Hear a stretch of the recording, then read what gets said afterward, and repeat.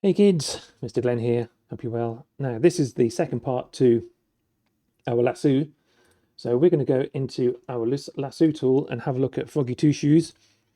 So we can start to move this around now and we can start to tidy this up, because the tidier we make this one, the neater it looks in the rest of our composition. Okay, so we're going to have a bit of fun with Froggy Two Shoes, and Froggy Two Shoes can be part of a family, just like we did with the trees at the very beginning. And we're going to put our frogs into this colony of frogs that lives in the jungle. Okay, so that's what we're aiming to do. So I'm happy with this here. I need to zoom in. Okay, I can go to view and I can zoom in here using the Control Plus.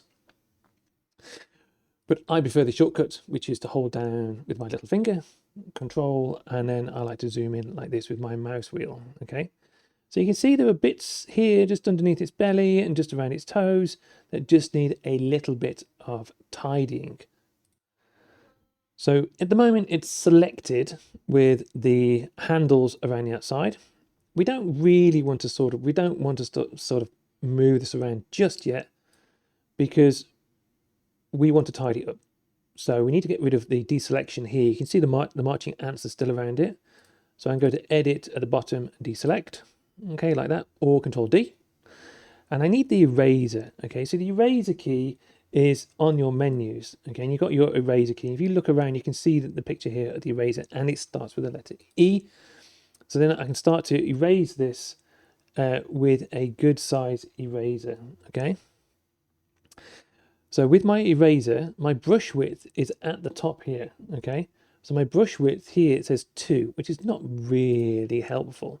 So I'm going to bring that up to 50 and just check the size of it like that. I think 50 is too big for this one because I need to get inside the legs. So I'm going to go half of this and go to 25 and see what that looks like there. So when I bring my mouse over there, it tells me kind of the size that I want to bring to my my mouse there. Now if I just bring myself over here, because my picture's in, my face is in the way.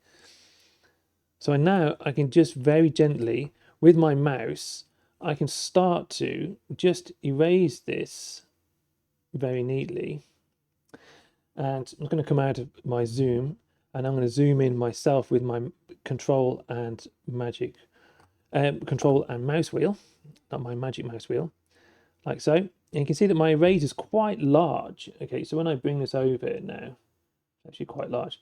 And I just want to be very careful, just like you would with a normal eraser in your artwork, and just smooth those edges off, because at the moment those edges look very jaggedy.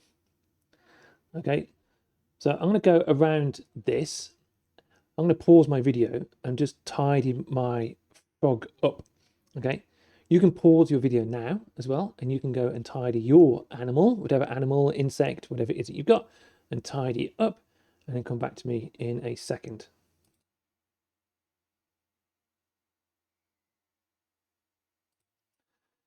So what I need to do now is just change the size of my eraser here. I'm going to go to half the size again for the last bit of my eraser. It's going to get into the toes here, like so, and just bring that around like so. And that's the finish of my tidying up for my frog. Okay, so now what I can do is I can select around this frog now and I can start to arrange it, but I need a background. Okay, so now I've got this frog ready to be used around my background. What I need to do is go and grab a background to put it onto, excuse me, using my knowledge of the golden ratio and the rule of thirds from a previous lesson. So in the previous lessons here, we have got our backdrops, our backgrounds that we can go and select. And I'm going to go and choose this one because I saw some great pieces of artwork that people had used from this image. So I can right click on here and I can save my image into my downloads or wherever it is that's on your computer. Okay, so when I go and save this, I can go and save this into my paint.net folder, and then I can go and save it as my BG. So I'm going to save it as my BG2 because I've got a BG there. I'm going to go and save that and it's done. So what I can do now is go into my paint.net and I can drag it into my background layer. So I need to go and think about where my backgrounds are, my layers are going to be, because Froggy Two Shoes doesn't need to be covered by the background. So let's do this wrong. Let's see what happens when we do this incorrectly, and we can move this around. So if you go and do the same process as before, so I've got my BG2 right there, okay, I can pick this up and drag it into my work like I did with my frog, okay, and it'll say, do you want to add a layer? So let's go and say yes. Let's just go and do this wrong, and it'll cover my entire frog, okay, which is really annoying because if I look under here, okay, you can see that my page has gone really strange and things have happened, okay, but it's selected everything and I don't really need to worry because what I can do is I can just go to edit and deselect like I did before, get rid of the marching ants. My layer, like we've done before, is if I move this out of the way, okay, if I just move this out of the way like so, all right, and I think about what's happening with my layers, I can go and drag this around. So bring my layers box into here and drag this down, okay? So what I can do is pick on this and drag it underneath my frog, like so. Because I can turn these on and off. People get stuck and they think, oh no, I've got this turned on. It's not really working for me. Because I can turn all these layers off. So I can make the visibility, I can make them all hide with the ticks. Okay, so there's my background, gone, completely gone, all right? Just by ticking those boxes, I can turn them back on again. So there's my background. That's what I want. That's background I want, okay? And that's fine. I can move those layers up and down and I can move them however I want. So I want Froggy Two Shoes to stick on top like this. So if the frog isn't there, don't worry too much about it, okay? So you don't need to worry too much about the frog because you can just redo and go back, rewind this video and go back and watch what I do again. So I'm going to bring the frog in. Now I'm working in this layer because it's blue. Okay, so I need to go into the froggy layer. And what I'm going to do is just put this frog around. Now, I'm going to go and make this frog and put it around my background in the golden ratio. Okay, so I want my golden ratio. I know that it kind of ends up about here. And I'm going to put some frogs around here. I might go and put one on the wall here, and then into the ferns here, and then move them around. Okay, so what I'm going to do now is just go and select my frog. Okay, so my frog needs to be selected. I need to go and use my selection tool over here, my rectangle selection, which is here like this, and then I start off the frog like this, and I just go and select it like that. Okay, so I need to go and drag across it. So I use from one side all the way through to the other, like so. Okay, so then my frog is selected, and then I can go and move it. Okay, so I can move the selected pixels and I can move the selection. Okay, so when I go and move these, I've got two different types of move. Okay, so I can move the pixels now. When I hit the blue move the pixels, you can see I get those handles around the outside of my frog, which is exactly what I want because I want to go and shrink my frog and give it perspective. Because having a frog that size, imagine walking up the path and seeing the size of that frog. You think it's going to eat you, okay, with its giant sticky tongue. Okay, so I want to go and just bring that frog to... Now, as I move that around, can you see what's happening to what's called the aspect ratio? So if we do that, the aspect ratio is crazy. And the same with the flat frog, like this. So we have to go and try and keep our frog. Okay, there are shortcuts for this, but I'd like you to use your mouse and just have a go yourself. So there's my frog. I'm going to go and just start with my frog down there, just ready to go across the path. So what I might do here is just tilt it slightly using the corners, and done.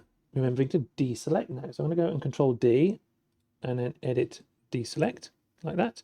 So then my frog is ready to move. Okay. What I need to do now is I need to think about the size of this frog, and what I can do is select around it and copy and paste this like I did before. Okay.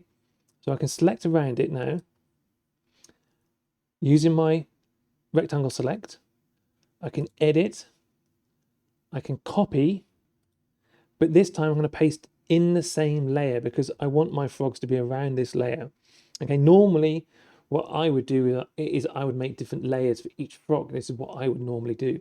But for ours, what we want to do is do something quickly and learn the process of copying and pasting and using that lasso tool to create something neat and tidy. And you can see now why we had to make it tidy at the beginning. So when I go and paste this and edit and paste, I've just done the shortcut. I can now pick this up and move this to a different part of my picture, okay? And you can see that in paint.net, it's a little, so on the same selection, you can see that there is a corner where my selections happened. Can you, now hopefully you can link the two together and think, if I'd used the lasso tool before, it wouldn't have that sharp edge and it wouldn't have the square selection in it, okay? So those selections have a different purpose. Here I've used a square one, and you can see the square is taking out that edge of the frog. So you can't have them too close together, but they are transparent, okay? Same thing again, you can grab the corner and then tilt them wherever you want your frog to be, like so. Deselect, and then you can paste again. Edit, because you've still got the copy in your background. You can paste it again, and this time you can move the frog. They're all facing one way though. So how do we flip them over so that we have a frog over here on the path? If we grab the handle on the side and we move it past the middle, the frog will turn around. Okay, so when I go and grab those, whoopsie daisy, I can grab the corner like so. I can go and just put this one into the background. So I can start to think about my perspective now. I'm just making this one really small, like so. So what I'm starting to do is create that golden ratio now of them all coming around into the off center of the picture here next to the path. And I also have this leading line here in my picture, which is quite important. So to recap, what we've done is we've used the lasso, we've made a selection.